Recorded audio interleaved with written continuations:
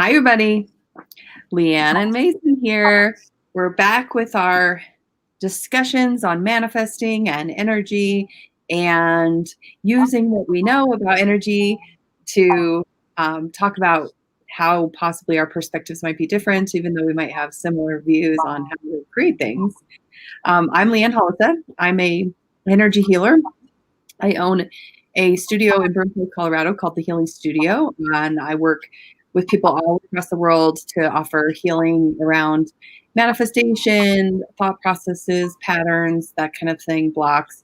And I've been doing that most of Mason's life. So Mason was raised with this awareness of this information. He also came in with his own level of wisdom and understanding. So, hey, Mason. Hi. So I think we decided that we were going to talk more about the whole idea of like the law of attraction and manifesting and what it looks like, how that those concepts apply if you're like getting started with your life, or if you're getting into, if you're in the middle of your life, or you're retiring, or what does that look like in all the stages.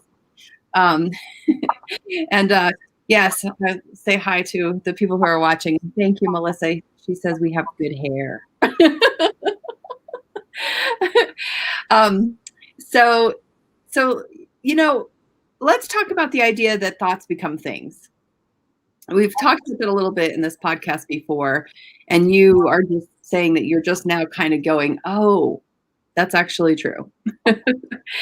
But I do think that there could be an issue with like where you are, what you're surrounded by, what you would even know, because of your stage in life, your exposure to things, right? Like I may have all kinds of thoughts about some things that because of the studying I've done, the work I do, all of that stuff. And so I can think differently about things than maybe you can because you haven't lived those things yet. Yeah, I think that's true. And I think that there's a different perspective with someone who works in the energy field like you might, and someone who is trying to use energy work to get something different. Well, and when you say use energy work, are you talking about the people who are doing it themselves consciously or receiving it from somebody? I think that it's people who are learning about it and learning how they can shape their reality with it. And you are directly in that business of teaching people how to channel their energy for the best of themselves. Yeah. And I definitely have kind of a different understanding from the perspective of the work that I do and watching people be stuck in their manifestation things. But I guess I wonder just conceptually for you, how do you go from just starting life to creating what you want? How can you even think about what you want if you haven't been exposed to it yet? Well, I think that it's about feeling it out and finding what you actually want to do. And I think that positive thinking can drive you towards that, because if you find something that you really enjoy, I think you'll know that you really enjoy that work, and it'll push you to have a more positive mindset about it. Yeah, but like let's take the situation you're presently in. You're working a job that you're not like super thrilled about, right? And trying to figure out how to get your manifestation in an engine going. So I know positive thinking is one thing, but how do you invest your thoughts on a day-to-day basis? I think for me, it's about self-reflection. Okay. So what does that look like? Reflecting on how the choices I made led me to where I am. Are you doing that with like kind of a non-judgmental view, or are you being harsh? I go back and forth between, but I try to stay more like, this is what happened and this is why it happened. Well, I think that that's great if you can stay there. But I think a lot of what happens for most of us is that if we make a perceived mistake or we aren't where we want to be, it's kind of hard to stay out of the negative thinking. Wouldn't you say? Yeah, I would definitely say that's true. Well, and talk about with me about your friends and your influences around you. Are they generally positive people, generally negative, kind of a combo of both? I would say that most of the people of my age are positively cynical. Ooh, okay. Let's talk about that a little bit more. Well, because we've been raised in a world where we've been told that it's dying for the entire time we've been alive, and we've been told we're killing it and we're directly responsible. So we're like, I think we have a kind of, oh, everything's terrible, but everything's great at the same time mentality. Okay, so you're saying that the climate march that has been talked about since you were little has impacted how you perceive the world. Definitely. And I think that I've heard it a lot, people saying, I'm tired of living through historic events. Yeah, but aren't we always living through historic events? Yeah, but I think that there's been some kind of acceleration lately it's felt like an acceleration, even if it hasn't been, because of the way the news cycle is sped up. And it makes everyone a lot more fearful and it's hard to have positive thinking when all you're being told from the world is that there are only terrible things happening. Right. So you feel like that's impacted your generation's ability to think positively? Yeah, I think so. And I think that it's not affecting our way to think positively about what we're doing in our lives, but it makes us think cynically about everything outside of our lives, if that makes sense. So what does that look like? Is that like, what's the point? No, I think it's more of a, well, I'm doing okay, but everything else is crumbling around me. And I think that's the mentality a lot of kids my age have. Well, so how does that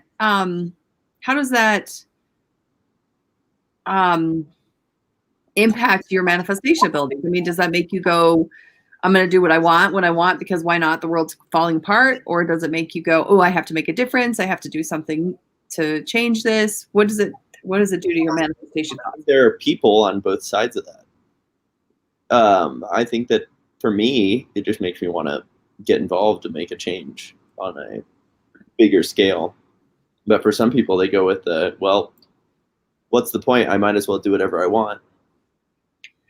Well, and manifestation does have a lot to do with your frequency, and if our collective frequency has been gloom and doom, we were talking about even just the ideas of, we've been in kind of a very divisive way for a while now too, at least in the US we are. I mean, not just the US. I can't say that there's definitely divisiveness going worldwide. There's lots of things that are happening. We seem to be in a really intense battle of black and white thinking right now. Are you waiting for, so I'm thinking about like The Secret and the energy and how I attract things, right? So where I focus is where I head. What I put out there is what I get back. But I think about this for sometimes, like when if they're not actively in a stage of feeling super in control of their manifestation fields. Like, I don't know, I would venture to guess that maybe I feel more in control of my manifestation than you feel in control in yours. Would you agree? Yeah, I would say that's true. Because I am more established in who I am and what I'm doing, and I have more resources. Although not that you don't have a lot of resources, but I mean, I can use the resources I want to, with the way I need to, that kind of thing. So, if you're sitting in my office and I say to you, well, thoughts become things, Mason, and you just need to change your thinking, that kind of might be an oversimplification to where you're at. Yeah, I would say that's true. So what would you tell me saying that to you? If you told me that I just need to think more positively, and I would tell you, well, look at the world. How can I think more positively when everyone else is thinking negatively? And I think it actually comes from like over information almost. Right. Like because people are know so much about all the bad things that have happened, and they know more about all the bad things that have happened than they know about the good things, I feel like. Well, I think that's somewhat human nature, right? We tend to to stare at the, at the car accidents or notice the bad weather. I mean, I do think that that's somewhat, we do that, but I guess, with your energy awareness and your understanding of manifestation, I don't know, wouldn't you say turning inward and rather than looking so much outward, like being more disciplined about creating an inner, dynamic with yourself that's like, this is what I want to do, this is how I'm going to do it, this is my dedication to it? I think that's the challenge, is finding that place where you can be in the moment and you can be present with yourself and not disconnected in some foreign country or state where there's lots of drama happening. And I would say that's where a lot of people have been living this year. Mm. They've been living through the news, stuck at home. And I don't know if that's true for everyone, but I know I watched a lot of news this year. Even before I was into the journalism end of my studies, I was watching a lot of news at the beginning of the pandemic, and it was very much, I wouldn't say it was fear-mongering, but it was trying to make everyone very alarmed. And I think everyone was up in this negative thinking space, stuck at home. So why did you indulge with that? I think it's ignorance. It was like the illusion of ignorance if you didn't. Oh, that's true. That's a real thing, right? Oh, well, if you're not paying attention to the news, if you're not paying attention to what's happening, you're not paying attention. You're not smart. I do think that gets in the way of manifesting. I think the need to look like you have intellectual information. I mean, the news is very repetitive. There's a lot of the same things said over and over. Like, I don't think that, you need to just constantly be watching it if it's not your profession, because there's other things to manifest from, right? I mean, I do know that there's a real thing of like, oh, you got to stay informed or whatever. But then I think the pendulum has swung too far. We're over-informed about the wrong things. We're not necessarily getting empowered. And I guess that's what I was hoping we would do with this podcast is have conversations that were empowering, because it's one thing to say think positively, but like you're talking about, the obstacles to that are big. Yeah, I would definitely say that. I would say that goes back to the ego, actually, having the need to be informed and look intelligent. Mm-hmm. And it's a false sense of self. Right. And a false sense of control. If I know what the COVID numbers are today, then I will know whether or not to leave my house. Well, the COVID numbers are reporting really the state of things back in time, not today, this very moment, of what your risks are. And if you keep going and focusing on the same issues over and over and trying to beat a dead horse with these, this divisiveness. Like if you say something, like all summer we were dealing with the Black Lives Matter protests, and it's systemic racism is a huge issue.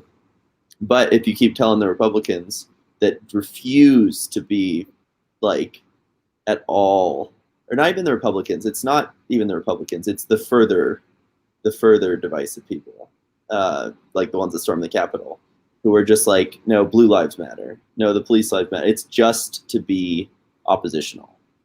People are feeding off of this opposition this year. Well, you claim to enjoy being oppositional. And I think it reflects on everyone else. If I enjoy being oppositional, everyone else must obviously enjoy being oppositional. And I think that's true. I don't know that everyone enjoys that. Well, but it looks like it. Well, I do think that there's an indulgence in being right. I'm right, you're wrong, you're an idiot, and I'm smart.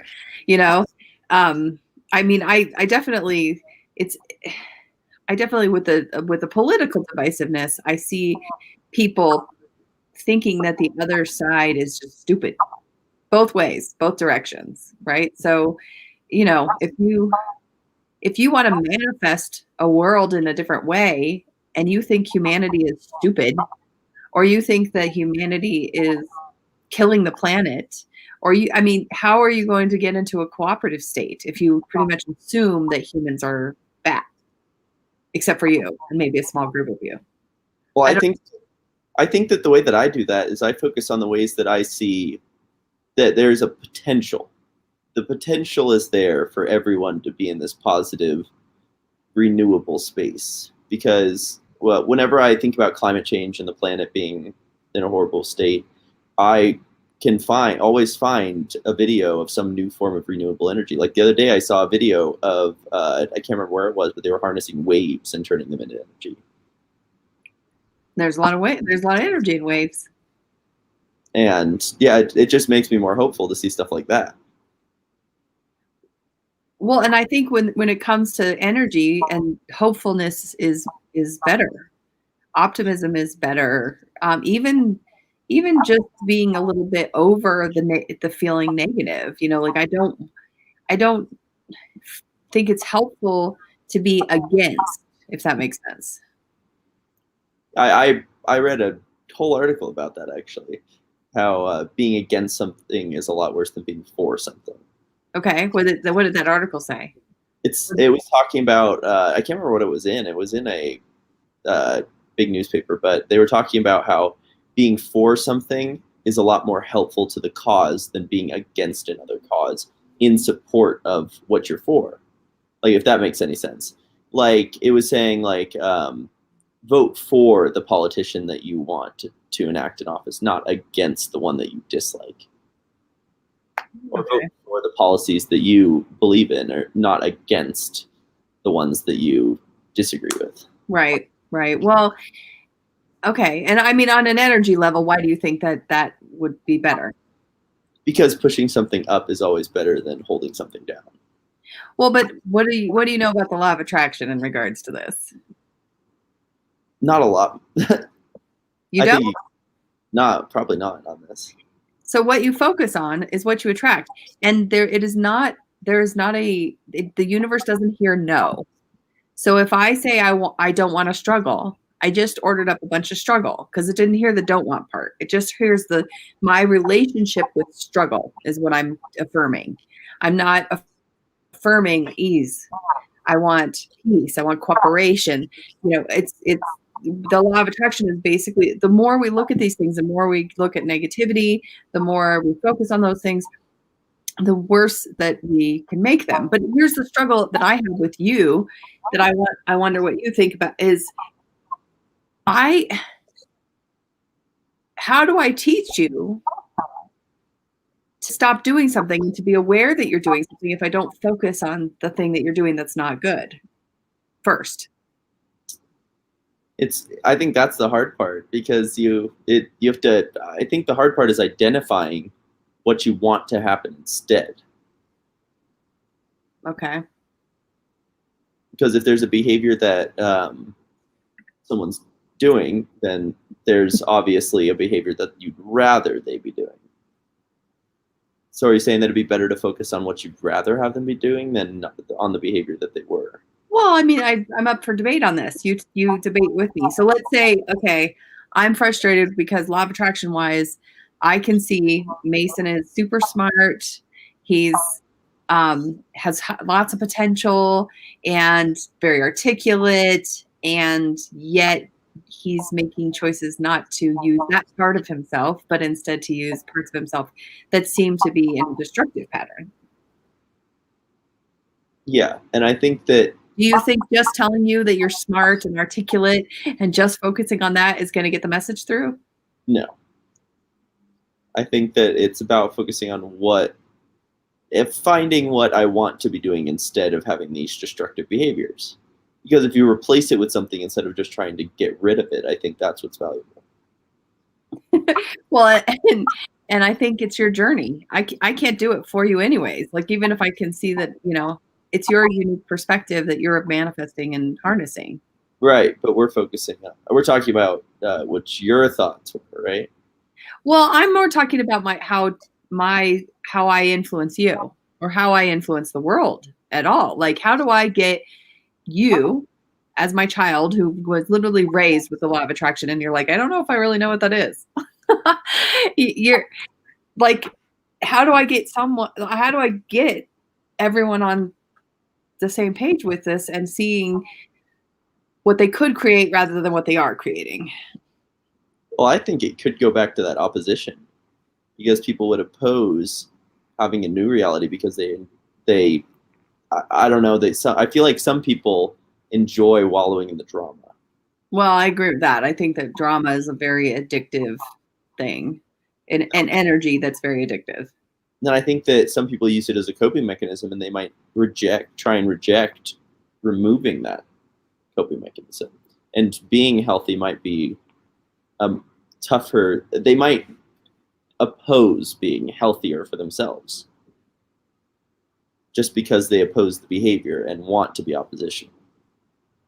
Okay. Well, but I guess I don't know. I feel like do you get where I'm trying to go is like, because a lot of times, and I've talked about this before, people swear like if I knew this when I first started my life, my life would have been totally different.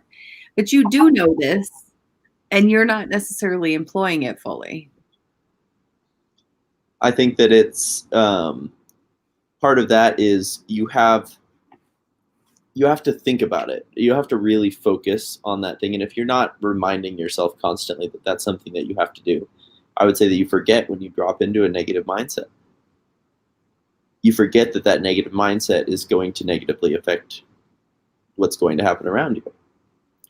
So it's kind of like you're going unconscious. Yeah, I think you disconnect and disassociate. Okay. And you disassociate from that positive self. And I think that positive self is associated with positive thinking and that law of attraction. And once you drop into that negative space, that it just doesn't work because you have to really focus on it. And I think you get exasperated with yourself. It's interesting. So you think that it's hard? I think that it's hard at times. Like it's much harder to manifest when you're in a negative mindset than when you're feeling content with your surroundings.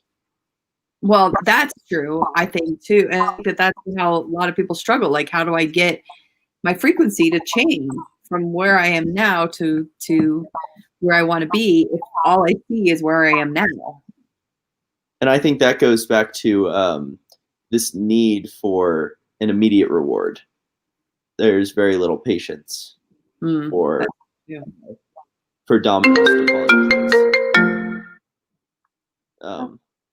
Sorry. But there's very little place for these dominoes to fall in. And even if one drops, you could say, well, that's just a small part of it. And I think that people really have to be patient. And I think patience is the hardest part. So you think you need patience with energy work? Sometimes. I mean, the thing about manifesting is most of the time it's a good thing that you're not manifesting instantaneously, because sometimes what you think, if it pops to your reality right then, that might not be the best thing, right? I think it's thrive off of instant gratification in today's day and age. Yeah. And especially my generation has zero attention span. And if the instant gratification isn't there, we jump onto a different topic. And we stop focusing on creating our own reality. Well, how come the interesting topics can't be positive manifestation? How come we can't just make it more interesting to pay attention to manifesting positive things? What's in the way of that? Drama. I would say that the addiction to drama. Yep, I would say that it's because if you look at it all the way back to high school, everyone would be obsessed with, oh, who cheated on who at high school. It's like if you go back that far, you could still see that everyone's obsessed with the drama. And people would argue at school about, and they would get in fistfights in the parking lot over politics, even though nobody could vote. Nobody could vote, and they didn't even know enough yet about the world to know that's why they're not allowed to vote yet. So do you have questions for me that we want to throw out, or you? Well, just kind of a general question, but how do you often tackle people who would say, well, I'm in a terrible place situationally right now. How can I think positively? Well, I mean, it's a gentle dance for me, for the most part. I mean, sometimes I just make energetic suggestions to people rather than saying something with my mouth, because sometimes saying something with my mouth just makes you mad, because I'm making it sound like there's an easy solution and it's just so easy to shift out of something, right? And so sometimes I'm just generally sending in more of a psychic influence of like, okay, are we ready for this to change? Can you let go of this way of being? People are very dug into their lives. Even though sometimes people will come into sessions and be like, do it all, clear me completely, do it. They're not really asking for that, because if I did that, they would be completely different people when they left, and they wouldn't know what to do with themselves. So I kind of have to work with where they're at and the limitations that they have. So I just, I might be able to get them to start to think a little bit differently about something. But I may not be able to completely shift it for them. And this is what I guess why I feel like we should be having these conversations. I mean, how do we teach kids this? How do we get this more embedded in society? Because people are very attached to their drama, their stories, their victim energy, which keeps them from manifesting. And I don't know how that comes in like that. And so when I work with people, I just generally have to softly begin to get them to see something different. I mean, if you're, and let me be clear, if you're doing well enough to come to an energy healer, you're probably okay. Like, I mean, you're not probably homeless and, or, in rehab, or, if you're coming to me, your okayness is probably a higher level than the average human. I don't know. I could be wrong. Or they're accepting their circumstances. Yeah. Well, yeah. And, Melissa brings up a good point in the comments and says soap opera programming. I do think that TV programming has always been kind of, about. I have another point, and it might be a little bit more controversial, but I think that it's about, because children especially, are very easily influenced. And I would say that it's about getting kids into knowing that positive mindset is very early, because the way that a lot of people have their morals instilled is through religion. Mm-hmm. And they take them to church at a very young age so that they will remember them, because they're very impressionable. Mm-hmm. And I would say that the same thing goes for energy work, because if you have been raised on it, then you will know inherently that this is something that helps me, because when you're in that safe space of being at home and not having anything to worry about, and you can start to understand stuff like that. And I would say that you might say that kids might not be able to understand concepts like this, but I think they can. I think they can, but I don't know how to get them to remember. I mean, you just said you didn't remember. I remember you telling me that positive thinking leads to positive things a lot. And you would say it was something along those lines a lot. And I remember that very well. But you kind of said that you forgot it in this present time, that you had to go back and remember it. Yeah, I think that when someone drops into a negative mindset, but if it's always been there, it's a lot easier to cling back to it. And I think that is something that's helped me. All right, we have a minute and a half left. What else do you have to say? The topic of manifesting. Say that nobody manifests enough, or everybody manifests too much. Manifest too much of the negativity, not enough of the positive solutions. Innovative thinking. Yeah. Everyone focuses on the negative news and they prop it up and make it what gets hits, and I think it manifests in negative reality. Yeah. Well, thanks everybody for watching and hanging out with us. And if you're listening to this later, we thank you too. And you can still send us comments, that kind of thing, anytime you want when you hear this. Next week, we are not going to be on air because I am going on a little retreat with my husband away for just a night, but it'll fall on this day. So just to kind of get some recovery. Yeah. But you, Mason, are going to join me again in 2 weeks, right? What shall we talk about?